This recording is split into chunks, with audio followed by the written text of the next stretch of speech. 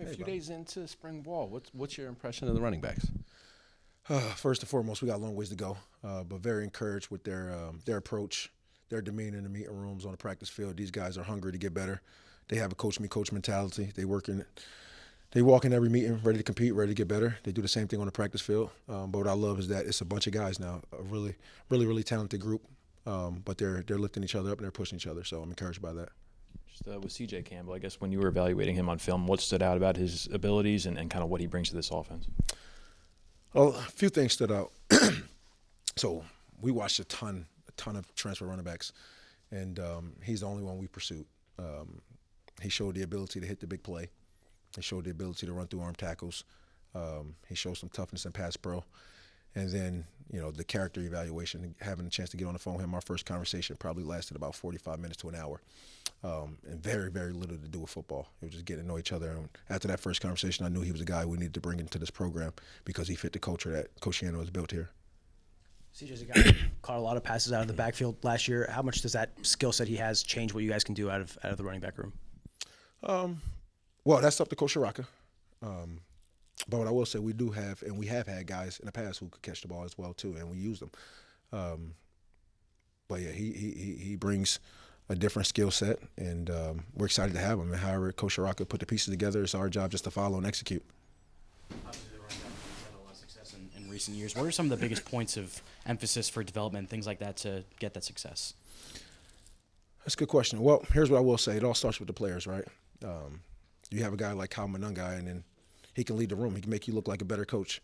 But these guys work hard. Again, it goes back to the culture that Coach Shiano has built, right? Guys who are selfless, guys who are willing to sacrifice, and guys who are going to work hard and do that over a long period of time. So it starts with the players, then it goes back to the culture that Coach Shiano has built, and it goes back to the system that we run. I mean, Coach Shiraka has had success everywhere he's been running the ball, so we're just trying to follow that.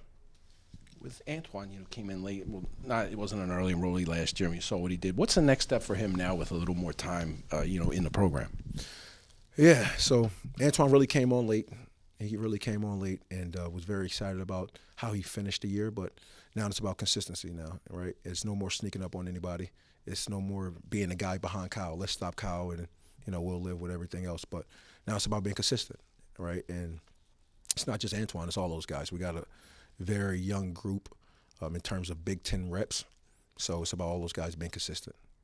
Just with Deshaun Benjamin, I guess, what's kind of the next step for him and what's really the focus for him this offseason? Really, I'll tell you what, here's what I'll start with. Really, really excited about Benji and the type of offseason that he's had. This has been the best offseason period that he's had this past winter. And these first few practices, he's really continued that improvement, right? He's running much harder. Benji's a big play threat. But the focus was him running through arm tackles for 4 or 5 yards at a clip, and he's really gotten stronger in the weight room. He's really worked to change his body and his diet and his eating habits, everything. I mean, he's had a whole lifestyle change. So I think he's going to take that next step as well. I'm really excited about where he's going.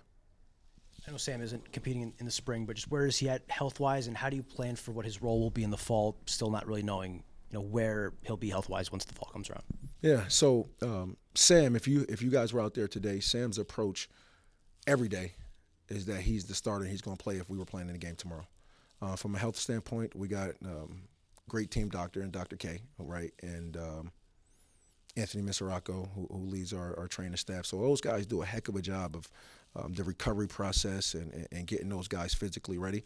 My job is just to make sure mentally he stays sharp. And you watch Sam now, like last week, Saturday, so probably it was about Tuesday or Wednesday of this week. These days take long days. But anyway, earlier this week, Sam's in my office till 7:30, 8 o'clock. We're meeting, watching reps of last year, watching some of Kyle's reps, and just watching some pass pro from all of college football. So this guy is a junkie, right? And he wants to learn. He continues to prepare as if we were playing a game tomorrow, he'll be ready to go. So I don't know about the physical aspect, but I know he's taking care of the mental.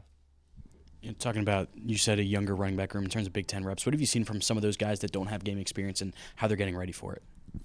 Yeah, I mean, you look at guys like Gabe Winovich, right? You look at guys like Ed Guerrier and now Terrell Mitchell, right, who just came here in January.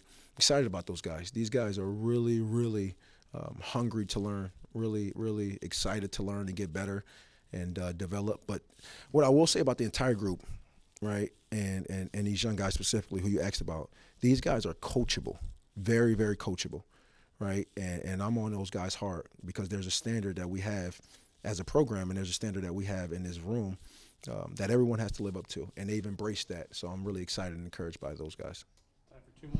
How excited are you for one of your former pupils on the NFL draft day, and what will the team be getting? Oof, super excited for him now. Now that Kyle is gone, now I really consider Kyle a real friend. I love his demeanor, love his approach. I love coaching him. Whoever gets him, going to get a tough dude who freaking brings it every day, who's going to work hard, who's going to grind, and will be the same guy no matter if he's the third string or if he's the starting back, right? Whether he's a 1,000-yard back or whether he's a special teams player, you're going to get the same guy who's going to outwork everybody, who's going to prepare as if he's the starter no matter what the case is, and is always going to have that chip on his shoulder, right? So I can't put into words, right, what type of player they're going to get. Thanks, Coach. Yep. Appreciate you guys. Yep.